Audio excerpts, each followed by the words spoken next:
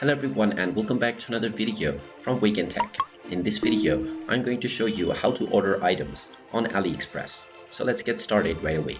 First of all, open up your web browser and then in the address bar type in aliexpress.com and press enter. You will now be taken into the official AliExpress website. If you haven't logged into your account already, click on the account icon at the top right corner and then click on sign in to proceed forward with your credentials. Once you are logged in and taken into the homepage, you will be able to shop through the various different items that you can find within the website.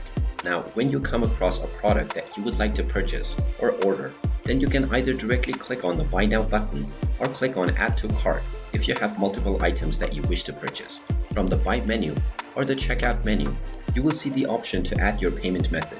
You can click on the Add button if you don't already have one, or choose one within the methods that are listed within. After choosing your payment method, you can click on the Place Order button, and you also have the option to use a promo code if you have one.